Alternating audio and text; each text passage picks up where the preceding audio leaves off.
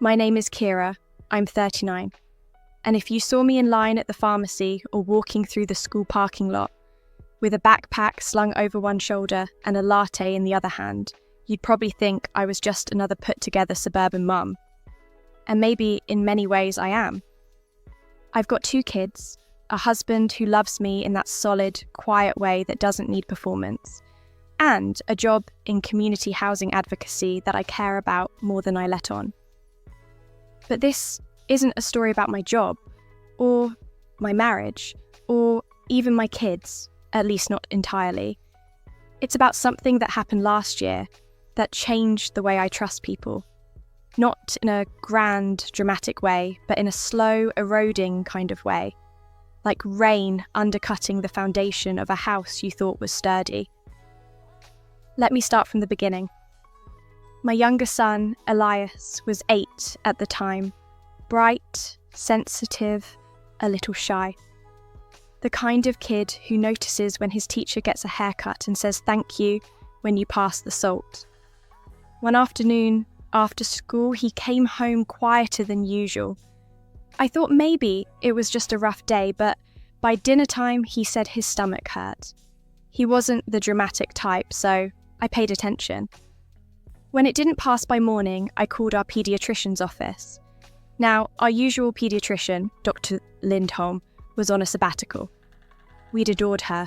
She'd remembered every detail about my boys, including Elias's favourite animal, otters, and that he hated grape-flavoured medicine. But in her absence, we were referred to a temporary fill-in at a private practice. Dr. Eric Tallman. I looked him up. Polished website. Ivy League, background, dozens of glowing reviews. The words concierge-style care were used liberally, and I remember thinking, well, at least he'll be thorough. We went in the next morning. The waiting room smelled like lemon oil and money. It was the kind of place where every pen had a logo and every receptionist had unnaturally white teeth. I remember that detail because I was nervous. Call it intuition, call it mother's instinct. I just didn't like the feel of the place. It felt curated, performed. Dr. Tallman breezed into the exam room like someone walking onto a TED Talk stage. He was good-looking, in that pre-med frat president kind of way. Confident, almost rehearsed. He barely looked at Elias, did a quick physical, tapped his stomach, made a few jokes about probably just a bug, and prescribed an anti-nausea med. I asked if he was sure. Elias hadn't been eating. He looked pale, he wasn't sleeping well, but Tom brushed it off, saying things like, kids bounce back fast, and no need to go overboard with labs for a stomachache. Something about his tone. It wasn't just dismissive. It was performative. Like he thought I was trying to make a scene. He handed me a prescription and told me to get the little guy back in school soon. I didn't sleep that night. Elias got worse. His fever climbed, his breathing became shallow, and his skin felt hot but clammy. My husband and I packed him into the car and drove him to the emergency room. I had never seen a triage nurse move that fast. Turned out Elias had a ruptured appendix. He went into emergency surgery that night. If we'd waited even 12 more hours, the doctor said, we might have lost him. That sentence will stay in my bones for the rest of my life. You almost lost him. Afterward, once Elias was recovering, I couldn't stop thinking about Tolman's face. His confident smile, the way he barely touched Elias, the way he dismissed me like I was an anxious helicopter parent. I kept replaying that appointment over and over, analysing every second. I didn't go back to confront him. Not then.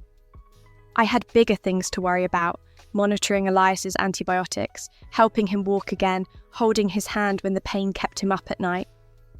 But as the weeks passed and life slowly crept back toward normal, I started digging.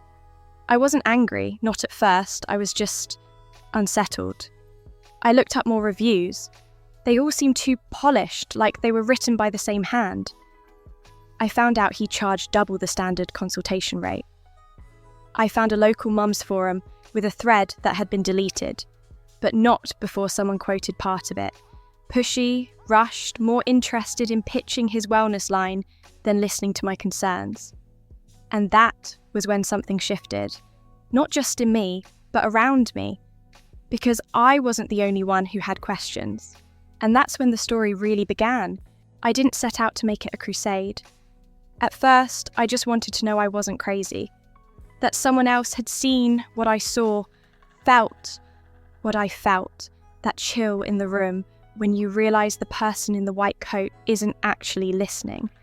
So I kept reading, quietly, cautiously, like peeling back layers of wallpaper to see what kind of damage had been hidden beneath. And sure enough, I wasn't alone. In an old parenting Facebook group I'd mostly muted, someone posted about a concierge paediatrician in Westwood who cared more about his image than his patients. No name, no specifics. But my breath hitched. I messaged the poster privately. She replied the same day. Her daughter had had a severe allergic reaction. Tallman told her it was probably environmental and advised her to switch laundry detergent. The child was hospitalised 3 days later for anaphylaxis. Another mum joined our conversation. Her son had been prescribed a supplement Tallman was developing. It wasn't FDA approved. He said it was natural and harmless, but the kid had a violent reaction. When she raised concerns, she said Tallman brushed her off and told her she was being dramatic. Over the course of a week, I collected 5 such stories. I didn't go looking for them. They came to me, each one unfolding like a quiet secret someone had been waiting to release. Some didn't want their names involved. Others were angry and ready to go public. But all of them shared a common thread. Dr. Tallman's charm wasn't just superficial, it was dangerous. At first, I didn't know what to do with the information. I mean, who was I? Just a mum with a recovering kid and a chip on her shoulder? But I knew what had almost happened. I knew what I'd seen, and once you know something, you can't unknow it.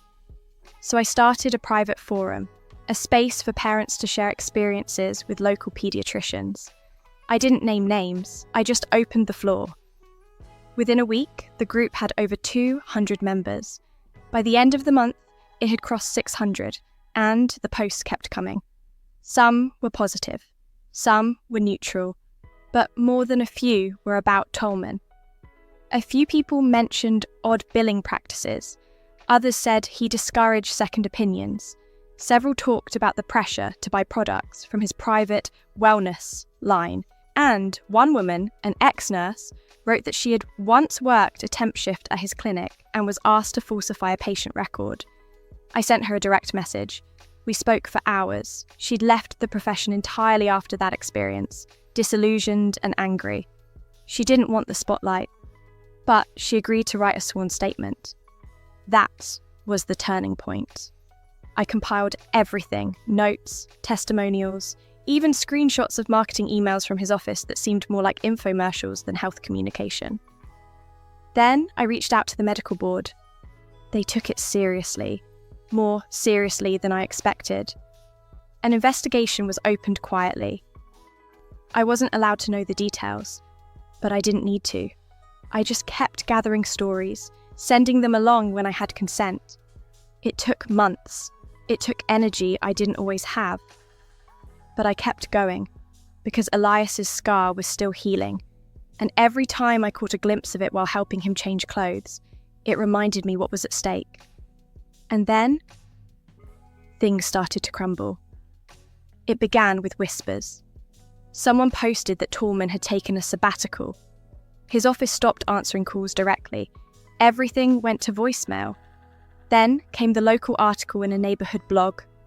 Popular paediatrician under investigation for medical misconduct. It wasn't flashy, just a few paragraphs, but it named him, and it detailed some of what had been reported: negligence, undisclosed financial interests, failure to refer serious cases to emergency care. 2 weeks later, his practice was shuttered, not reduced, not paused, gone. The building was empty, signage removed, website taken down, his name erased as though he'd never been there. I didn't celebrate. Not exactly. There was no fist pumping, no victory lap, just a deep, settling kind of relief, like closing a window after a long, chaotic storm.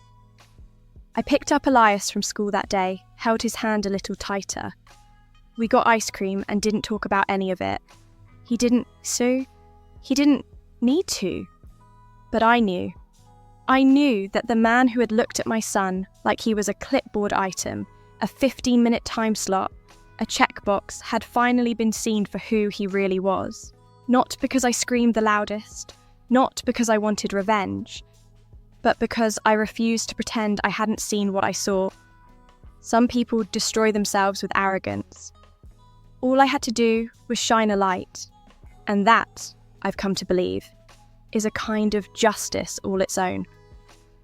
Not long after the practice closed, I got an email from someone I didn't recognise. The subject line was simple. I need to say something. I hovered over it for a moment, unsure whether I wanted to open that door. But I did. Of course I did.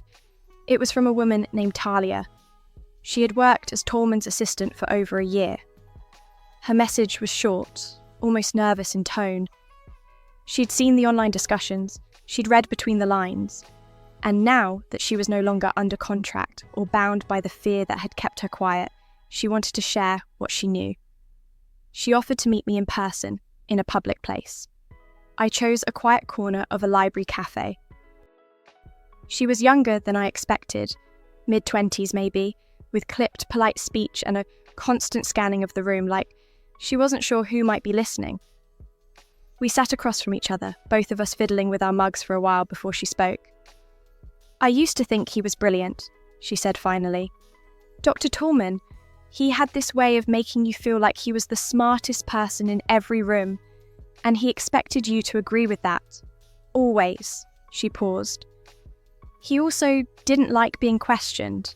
If you asked too many things or showed too much hesitation with his decisions, you'd be iced out. Or worse, he'd find a way to make it seem like you were unstable, untrustworthy. I saw it happen to others, and eventually to myself. She described situations that made my stomach twist. Charts altered post-appointment. Follow-up skipped if the patient didn't look important.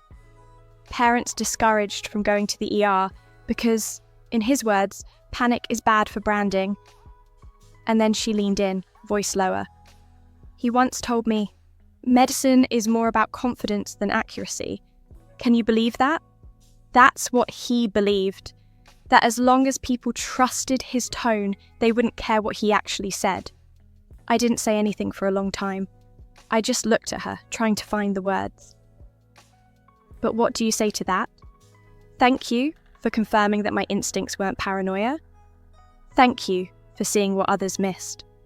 No, I said this. You did the right thing by leaving, and by coming here. She nodded slowly, and her eyes softened. I just wanted someone to know I wasn't okay with it, that I tried. After she left, I sat there a while longer, staring into my cold tea.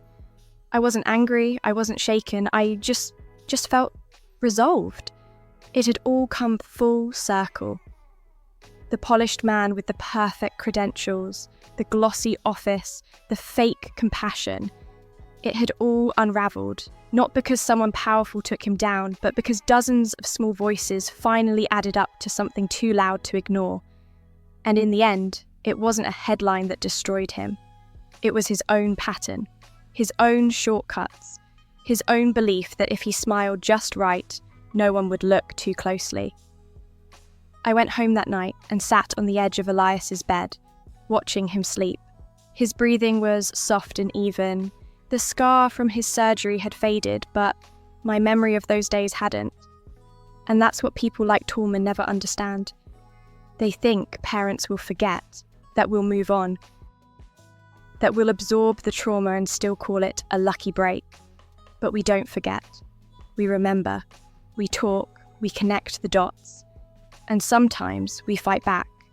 Quietly, precisely, and with no need to scream, Months later, I passed the building that used to house his practice. It had been turned into a veterinary clinic. The windows were different. The sign was gone. The aura of false prestige had evaporated. I stood there for a moment, then walked on. I didn't need to look back again. The seasons turned. Elias grew stronger, taller. His appetite came back. His laughter returned, loud, open, the way it used to be. Life moved forward, the way it does when you allow healing to happen, even if it takes longer than you expect. I didn't talk much about Tallman after that. Not because I was avoiding it, but because it had lost its grip on me. The fear, the self-doubt, the guilt, all those heavy things I had carried in the early days after his misdiagnosis, they'd finally loosened their hold. What had happened, and now, what mattered more was what hadn't. Elias hadn't died. We caught it in time. That was the line I'd draw over and over again in my mind. We caught it in time. Every now and then, I'd hear whispers, a mention in a parenting forum, someone referencing that doctor who vanished, but no one ever said his name anymore. It was like he'd been scrubbed out of the local vocabulary. The man who thought reputation was armour had discovered that sometimes it's the quiet erosion of trust that does the most damage. No lawsuits, no headlines, just disappearance. One evening, almost a year after it all began, I ran into someone I hadn't seen in a long time. Amira, one of the mums from Elias's old preschool. She hugged me tightly in the frozen foods aisle, like people do when too much time has passed and too many things were never said out loud. We chatted about the usual, school events, teachers, how fast our kids were growing, and then, out of nowhere, she said, "I wanted to tell you something. Back when everything with Elias happened, I was watching you, not in a weird way, just I noticed, and I didn't say anything. I wish I had." I was surprised. "It's okay," I said gently. "It was a hard time." She shook her head, bone. "No, I mean, I wish I'd spoken up earlier too. I saw Tallman once, just once. He dismissed something about my son and I didn't push back. But when I read what happened with you, it woke me up. I've been a lot more assertive since then. I advocate, I double-check, I ask the uncomfortable questions." That stopped me. I stood there, holding a bag of peas, stunned into stillness. Because that, right there, was the thing I hadn't fully understood until that moment. This wasn't just about what Tallman did, or didn't do. It was about what we all learned from it, how we moved differently afterward, how we grew braver, sharper, louder, not for the sake of vengeance, but for protection, for truth, for our kids. I smiled. "You don't have to apologise. You changed. That's what matters." We hugged again, and when I walked out of the store, the sky was tinged with pink. Spring was coming back. You could smell it in the air, the promise of warmth, of growth, of life returning to the surface after a long freeze. That night, I sat in bed and wrote in a notebook. I'd kept through everything. I hadn't opened it in months. It was filled with notes, screenshots, medical terms, dates, questions I'd asked myself in the dark. I added one final line. "He's gone. But we're still here. Stronger, smarter, together." Then I closed it, slid it into a drawer and turned out the light. There's no neat ending to this story. No perfect bow. Just life still unfolding, complicated and full of quiet power. And sometimes that's the best kind of justice there is. A few months after I closed that notebook for good, something unexpected arrived in the mail. A plain envelope with no return address, postmarked from another state. Inside was a folded sheet of paper. No note, no explanation. Just a printed article from a small-town newspaper. The headline read, "Former paediatrician turns consultant after medical license revoked." There was a photo, slightly grainy, but still unmistakably him. Eric Tallman. He looked different, gaunt, tired around the eyes, still trying to hold himself upright in that confident pose he'd perfected. But even in the still image, you could tell the shine was gone. The article was short, almost clinical. It detailed the findings of the medical board, citing patterns of negligence, financial conflicts of interest, and breach of professional ethics. It noted that he had been stripped of his license quietly, without much public fanfare. He'd moved to a different state and started offering wellness business consulting for startup clinics. No medical title, no authority. Just a man trying to repurpose what little he had left of his credibility. I sat at my kitchen table, staring at the page, the afternoon sun falling across my hands. I didn't feel triumph, I felt settled. This was what justice looks like sometimes. Not loud, not explosive, but permanent. A door that closes and doesn't reopen. I showed it to Ben, my husband, later that evening. He read it silently and handed it back without saying a word. Then he wrapped his arms around me from behind while I was loading the dishwasher and kissed the side of my head. "We did what we could," he said, and it mattered. That stayed with me. It mattered. Elias never really asked much about what happened back then. Children have an incredible ability to absorb the emotional tone of a household, even when the details aren't shared. He knows now that his appendix nearly ruptured. He remembers the hospital bed and the stickers the nurse gave him, and the popsicles he got to eat at weird hours of the night. But he doesn't remember the man who almost ignored it all. And for that, I'm thankful. Sometimes I watch him running across the soccer field or bent over a book, his brow furrowed in concentration, and I think, you're here. You're here because we didn't stay silent, because instinct beat out intimidation, because we acted, even when it was hard, and it wasn't just us.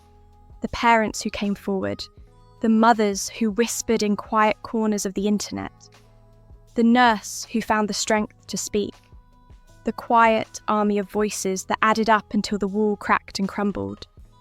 That's the part of the story that sticks with me the most, not the downfall of one man, but the rising of many. A few weeks after the article came, I was invited to speak at a local parent advocacy panel.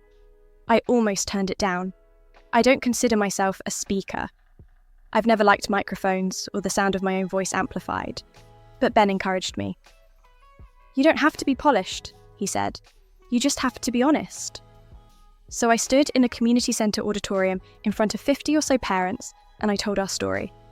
Not with drama or fury, but with clarity.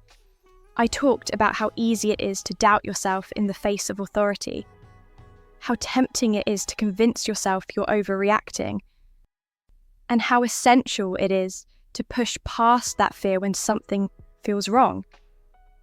When I finished, there was a pause, and then slow applause. Not thunderous, but meaningful. Afterwards, a few people came up to me, one with tears in her eyes, another holding a notebook full of her own questions. And I realised something else. We're all carrying something we haven't said out loud. And maybe we're just waiting for someone else to go first. So maybe that's what this whole story really was. Not a takedown, not a lesson in revenge, but a reminder that speaking the truth matters. That being just a mum isn't just anything. That when we stop minimising our instincts, when we choose to investigate instead of ignore, that's when change begins. I don't look for his name anymore. I don't need to. His chapter in our lives is closed. And every morning, when I wake up and walk past Elias's room, when I see the light coming through his window, spilling across his floor, I know that we are exactly where we're supposed to be. Alive, safe, a little stronger than before. Some people bury the damage they cause, thinking it will stay hidden, but secrets rot. Eventually, they surface. All I did was hold up a mirror. The rest? He did that to himself. And in the end, I think that's the most honest justice of all.